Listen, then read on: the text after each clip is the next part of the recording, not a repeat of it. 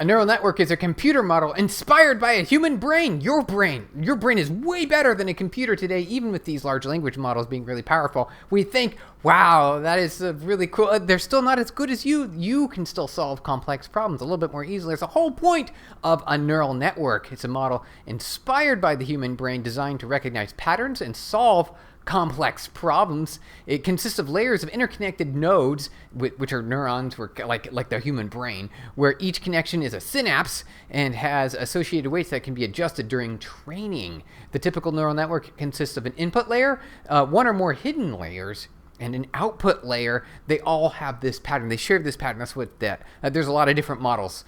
They share this pattern. The learning process involves adjusting the weights to minimize the difference between the predicted outputs and the actual outputs, which is the whole part of training that model. Can be done by saying, hey, what is this? Is it right? You're wrong. You're wrong by this much. It's all about matrix multiplication. In grade school, we saw all these matrices. Why would we have to bother with them in the real world? It turns out you still don't unless you're an AI engineer. This is where you take advantage of feedforward neural networks, where matrices are used to represent the state information as being this is what the neural network looks like.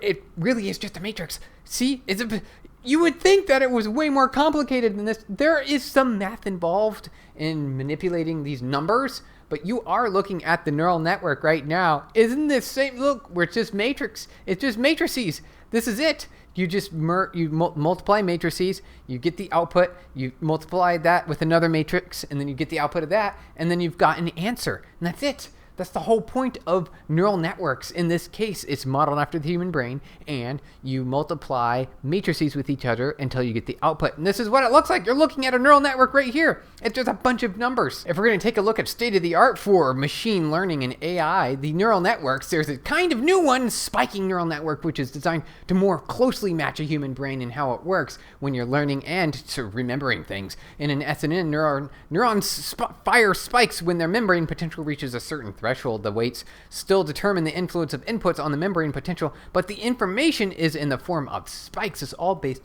on timing. And in your brain, you have essentially a bunch of pathways that occur, and it's not fully connected. For example, you see here, this is the traditional neural network where you have matrices that are multiplied with each other. They're fully connected. In a spiking neural network, you have pathways with fissures, and this is different, and it provides a much better benefit in terms of the ability to learn new things at a lower cost and operate at a lower cost and still have the same output performance or better than the traditional models.